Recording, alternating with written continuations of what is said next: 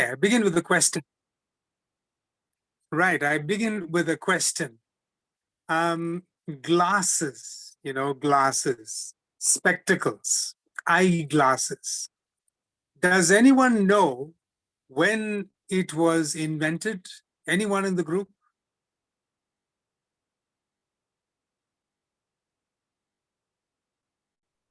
No?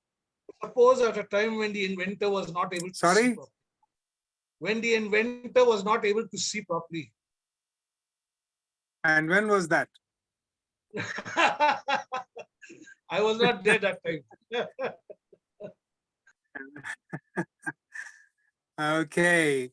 The first eyeglasses were made in central Italy in Europe around 1290. 1290. I mean, what a game changer it was. Blurry and distorted images becoming crystal clear in an instant. And after that, we have all the consequent, inventions, contact lenses and cataract surgery, laser, etc., etc. Anyway, um, a miracle of sight. And we Christians use this kind of language often.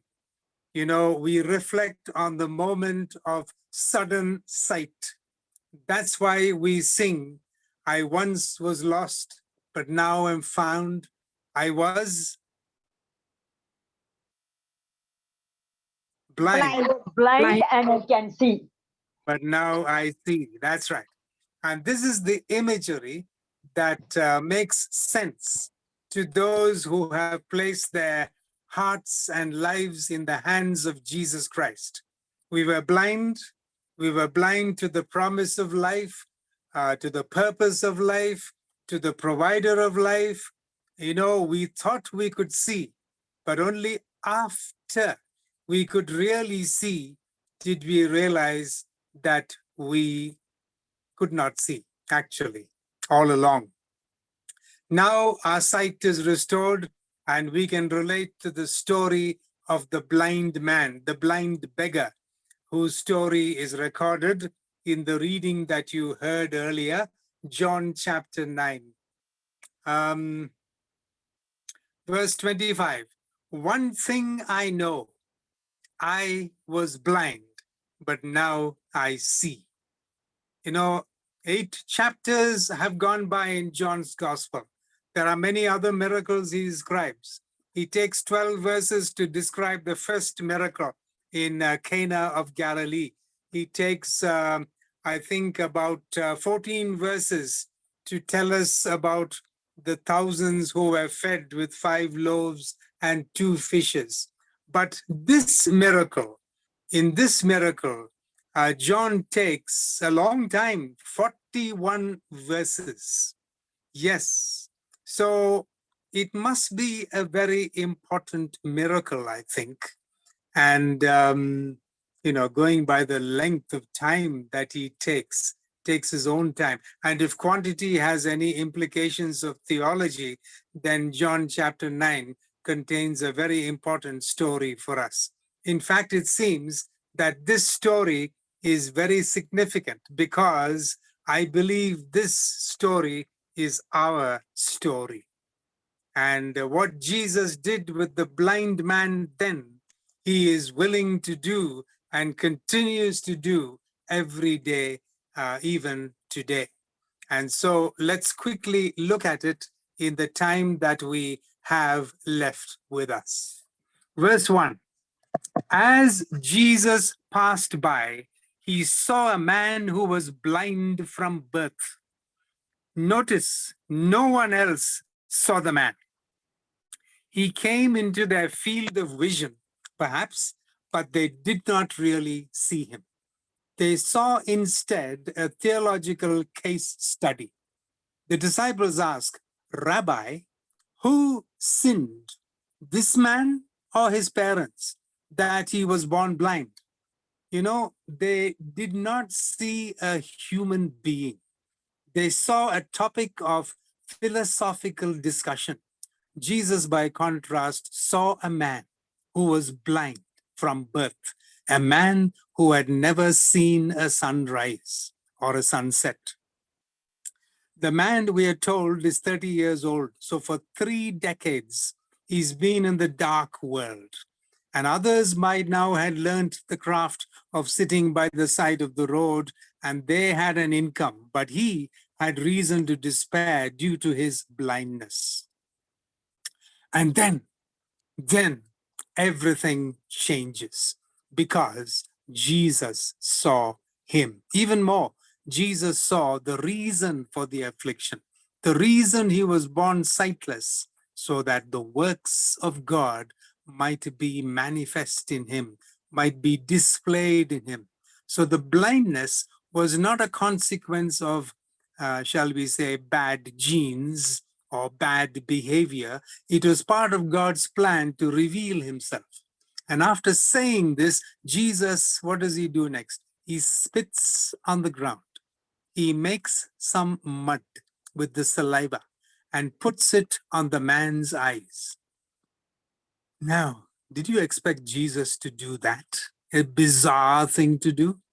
Who would have thought that a healing would begin with a spitting? We would have expected a prayer or a clap of the hands or something like that. You know, the God who sent manna and fire chose that day to dispatch a blob of saliva. Jesus calmly takes the mud. He streaks the man's eyes. Now, now, if you were the blind man, what would you be thinking? What in the world is going on? What is happening here? What has the blind man done so far? He's done nothing. He's done nothing up till this point. He's spoken not a single word. He has not even seen Jesus. But the important thing, Jesus saw him. Let's pause for a moment. Jesus sees you. Maybe you feel like the blind man right now, stranded on the side of the road, lost in the swarms of society. But you're not forgotten. This story, if anything, assures us that Jesus comes for the forgotten people of the world. And he takes the initiative, he takes the first move, and that hand maybe that you feel on your chin, lifting your face up, is the hand of Christ. Of course, all of us would prefer something different than mud in our eyes. We would prefer the healing proclamation of Christ, but there are times when the healing of Christ begins with the less than pleasant, when it begins with that which is difficult to receive, maybe a job loss, maybe loneliness, letdowns. And so if today you feel mud in your eyes, maybe it's time for a trip to Siloam. Yes, Siloam. Jesus says, go wash in the pool of Siloam, which is translated sent, S-E-N-T, sent. Now, the pool of Siloam was, and still is, a landmark of Jerusalem. It is the collection point of water from the underground springs that originated outside the city walls. Hence the name Siloam. It is sent. It is sent from somewhere else. Just as Jesus was sent from another place. You know, John is suggesting perhaps that Jesus is our Siloam. In fact, up till now, in the first 8 chapters, John has called Jesus the sent one, the sent one, 20 times in these first 8 chapters. And so he wants us to understand that we have a Siloam as well. And our Siloam is, of course, our Savior, Jesus Christ. And if we want to see, we must do what the blind man did, and that is go to Siloam. Now, the blind man did not have to obey Jesus, did he? He could have just stayed there, you know, sitting sitting on the side of the road. He could have opted for darkness. You know, I can make it on my own. I don't need your help, thank you. I'll see my way through somehow. Remarkably, this is the response of millions of people to the offer of Christ today. Though they cannot see, and though they are blind regarding the meaning of life, blind to the path of life after death, still they puff up their chest and they say, oh, thank you, no, thank you. I don't need Christ. That's for other people. That's for weak people. They are blinded by success, blinded by pride, blinded by ambition. Jesus said of these people, seeing they do not see. From heaven's viewpoint, there are blind people all over our planet, which helps us make sense of the chaos and confusion in the world today. The world is populated by sightless people. How else do we explain Mr. Putin's horrific destruction of innocent people in the land of Ukraine? How else do we explain the constant threat of war, the plagues of hunger, the Holocaust of the unborn, the rising rates of depression, drug addiction? Never have we had faster internet, faster phones, faster planes, wonderful medicine, and yet we are killing each other at unbelievably frantic rates. Millions of people just cannot see. The devil who rules this world has blinded the minds of those who do not believe. They cannot see. You know, here's a good question to think about. How's your eyesight? I mean your spiritual eyesight. Long ago, I remember a time when the optometrist placed me on a chair and he asked me to read a chart in front of me. I could not read anything. Even the first line was blurry. If God were to put you on a chair and test your spiritual vision, would you pass the test? Have you seen what he wants you to see? Have you seen the reason you were born? Have you seen the undying love of a dying Savior? Have you seen his commitment to you? Have you seen the heavenly realities of the spiritual battles all around us, of the devil and the angels? Have you seen the promise of heaven? Have you seen his victory over sin, his victory over death? Have you seen the unseen? The blind man made a decision all of us can make. We don't have to remain in our darkness. Jesus said, get up and go to the pool of Siloam. And the blind man made his choice. What did he do? He got up and went to the pool of Siloam. You know, that's no easy journey for anyone to access the pool of Siloam. A person would have to descend 33 rock-hewn steps. Not easy for anyone, much less a blind man. But he did. He went down to the water and he began to splash the water on his face. He began to take the mud out of his eyes. And the result was the first chapter of Genesis for him. Let there be light, and there was light. Light where there was darkness. Fuzzy figures became human beings. You know, John makes an understatement. He came back seeing. And even when his neighbors asked for an explanation, the once blind man, gave them the simplest one imaginable. A man called Jesus put some mud in my eyes and asked me to wash in the pool of Siloam. I washed and then I could see. What does a person need to know to become a follower of Jesus Christ? What does this story tell us? This man knew next to nothing about Jesus. In fact, he only knew the name Christ. He had not even seen Jesus. He knew nothing of the virgin birth or the teachings of the Beatitudes or who the Holy Spirit was. He only knew a man named Jesus, put some clay in his eyes, asked him to go to Siloam and wash it off. He did, and he received his sight. Not because he earned it, not because he deserved it, not because he understood it. No, he received his sight because he trusted the one who touched him. And he obeyed him, the one who sent him.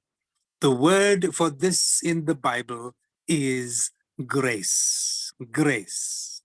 He was given sight by the grace of Christ, and nothing has changed since that day. Jesus is still in the same business today of finding blind people, inviting them to go to the pool of Siloam. In fact, the Bible sometimes reads like a book of spiritual ophthalmology. The Messiah was sent to open the eyes that are blind, and Jesus promised that through his ministry, the blind shall see. Even the Apostle Paul was sent to the Gentiles. For what reason? To open their eyes, to turn them from darkness to light, and from the power of Satan to God. It is not God's will that we grope blindly through life. Your vision and my vision matters to Christ, and he'll do whatever it takes, even mud in the eye. Before I finish, I just want to mention, think about what Christ is doing today. We hear of amazing things taking place in the world today. There are lots and lots of wonderful things happening. I just want to highlight one. In one part of the world, that's in the Middle East, more people have come to Christ in the last 25 years than in the last 1,400 years since Muhammad. We hear report after report of many who respond after they have a spontaneous dream from Jesus. Like the blind man, Jesus just found them. And like the blind man, they found sight as a result. There's a huge body of documented evidence of person after person seeing the same image, either in a daytime vision or a nighttime dream. And in the vision or dream, Jesus tells them that he loves them. He tells them that he died for them, and he urges them to follow him. And in the dream, he's seen wearing a white robe and giving the same message to person after person. It's happening in many, many countries. It's happening so much in one particular country, that's Egypt, that Christian outreach groups there are advertising in the daily newspapers. And you know what the ad reads? Have you seen the man in the white robe in your dream? He has a message for you. Call this number. If you want to read more about this, you can go to the internet, you can go to YouTube, you can go to many places. In particular, there's one book titled Dreams and Visions. Is Jesus awakening the Muslim world? It's written by a man named Tom Doyle, T-O-M, Doyle, D-O-Y-L-E. Dreams and Visions. Is Jesus awakening the Muslim world? Interestingly, most of the people who have this dream cannot read, so it does no good to give them a Bible. And almost all of them do not know a Christian. They do not have Christian fellowship nearby, so no one can reach out to them. So what's Christ doing? He himself is making these miraculous appearances, leaving these seekers awestruck. Jesus is still in the business of seeking the blind, and the blind populate every pathway of the world. Jesus finds them and touches them. He may use a dream, he may use a vision, he may use the kindness of a friend, he may even use a sermon or a Bible study, and he makes them go to the pool of Siloam. Now, if you know the rest of the story in John 1, I have to hurry. You'll know that for the blind man, things got worse before they got better. His neighbors did not believe him. The religious leaders excommunicate him, etc., etc., etc. He is ostracized. He's thrown out, excommunicated from the temple. Even his parents refused to defend him. He was in such a terrible, terrible state. Why was he kicked out of the temple? Because he could see. I mean, who would defend him? The answer comes in verse 35, chapter 9 of John. And listen to this. When Jesus heard what had happened, he found the man. I absolutely love that image. Jesus, the Son of God, the King of Kings, the creator of the universe, is taking the time to seek out a once blind man. Jesus takes care of his own. Once we give him our hearts, he oversees us. He does not save us and leave us on our own. No, he saves us, he protects us. He even gave this promise: no one can steal them out of my hands. Yes, others may disown you, your family may reject you, religion may dismiss you, but Jesus, he will find you. He'll find you, he will guide you. After all, he saw you when you couldn't see. And now that you can see, he wants to see that you can see your way home. Now, I know that no miracle can be exalted above others, but if we were to venture, my short list of miracles would have to include this one. I mean, what matters more than spiritual vision? Jesus wants to give you sight. Would you be open to the possibility that maybe you are blind and that Jesus wants to give you sight today? You may have a great career. You may be a really good looking person. You may drive a fancy car. You may be a very popular person, or you may be just someone in the twilight times of your life. But if you don't see the reason for life, you know, where you came from, where you'll be headed, wouldn't you agree that's blindness? And Jesus sees you. He sees you from head to foot. He knows everything about you. If you're sensing a touch upon your heart right now, that's his touch. And he's inviting you to do what the blind man did, to get the mud out of your eyes and immerse yourself not in more religion, not in a system, but in the living presence of Siloam, the water of heaven, the spring of eternity, Jesus himself. Call on the name of the Lord while he may be found. Thank you. Thank you.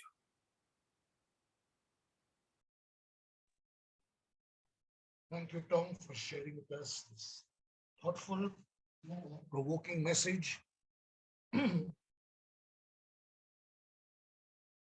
All right, we'll ask Mervyn to close in prayer.